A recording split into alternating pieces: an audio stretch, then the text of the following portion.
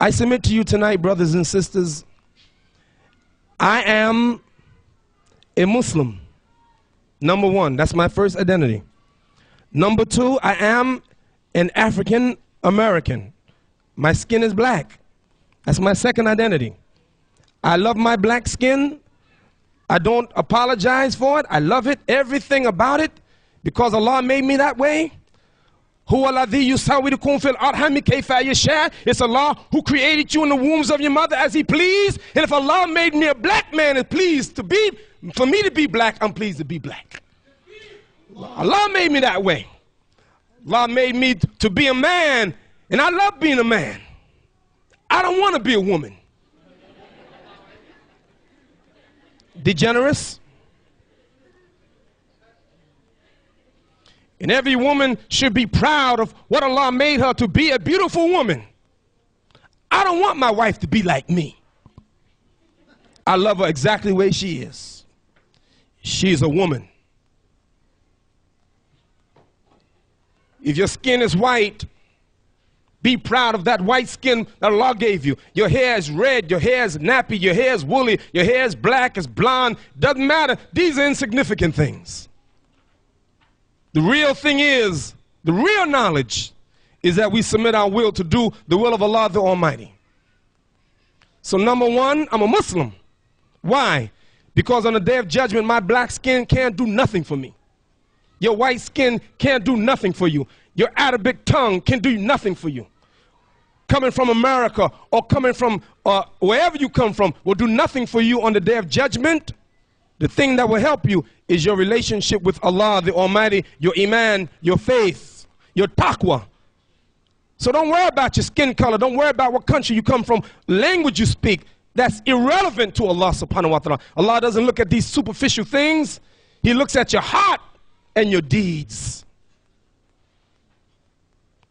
So I'm one, a Muslim. Number two, I'm black. And number three, I am American. Brothers and sisters, the same way some of you brothers come from Egypt and sisters come from Egypt or Syria or Jordan or Palestine or Sudan. Every one of you came from a country. I come from a country too. My country happens to be America. I'm born in America. Allah made me to. I had no choice. I just woke up one day and I was in Brooklyn. I had nothing to do with it. I didn't choose my parents. Allah chose them for me. Yes. And wherever Allah raised you up and gave you life, in whatever country He gave you life, that's the country you're born in. So this is my country. And I don't want to see America fail. I want to see America get better. But I must admit that America's sick. America, to me, is the height of jahiliyyah, the height of ignorance. I painted a picture a long time ago. Some of these young brothers will tell you the picture I painted of America. In my opinion, America is like a car speeding down a steep mountain full of ice and snow with brakes that don't work, driven by a blind man, high off of drugs. That's America. America, like a car speeding down a steep mountain full of ice and snow with brakes that don't work, driven by a blind man, high off of drugs. And the problem is, in the back seat is Ahmed.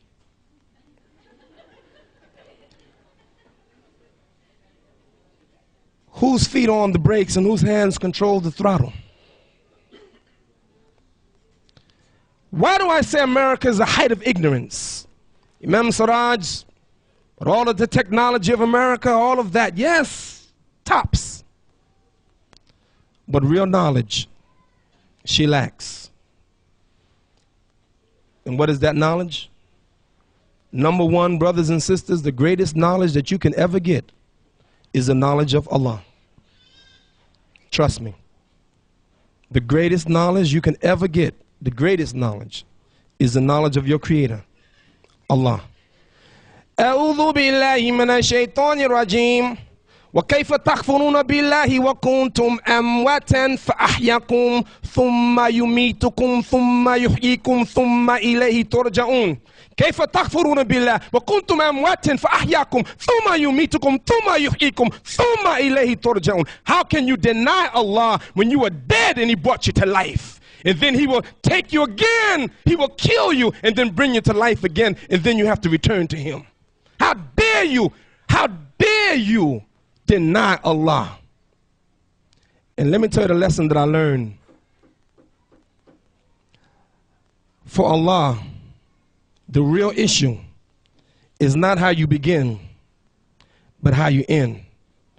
إنما الأعمال بالخواتيم كما قال رسول الله صلى الله عليه وسلم إنما الأعمال بالخواتيم بالخواتيم بالخواتيم. Your deeds shall be judged by your last deeds. By your what? Last deeds. By your what? Last deeds. You know why? So you can't take Allah for granted. Some people want to rest on their laurels. Oh yeah, I worked hard, I can retire now. I can sit down. But guess what? Prophet Muhammad, peace and blessing be upon him, never retired. He died on the post. Abu Bakr never retired. He died on the post. Umar never retired. He died on the post. Uthman never retired. He died on the post. Ali never retired. He died on the post. What about you? You going to now retire from Islam? Well, I've been working 50 years. I can retire now. Shut up.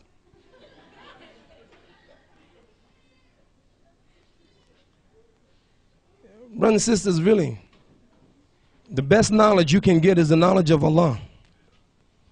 And I want to leave you with one of His names. Yes, knowledge is sacred. What kind of knowledge? And you make sure that you don't be ignorant to the real knowledge and then get the superficial knowledge that can't help you on the day of judgment. Because even if you're a mathematician, by being a mathematician will not get you into Jannah, not get you into paradise. Don't get me wrong. Don't say Imam Siraj is teaching against secular knowledge. No, I'm not. Imam Siraj is teaching us priority. Make sure you get the right knowledge first. And the most important and significant knowledge is the knowledge of Allah. Once you have that, then you can put everything else in perspective. One of the brothers from New York, alhamdulillah, made Hajj. Sheikh Rafiq, he's the principal of the school, the Muslim school under which my children go to. And by the way, brothers and sisters, in case you didn't know it, there are 17 full-time Muslim schools in New York City.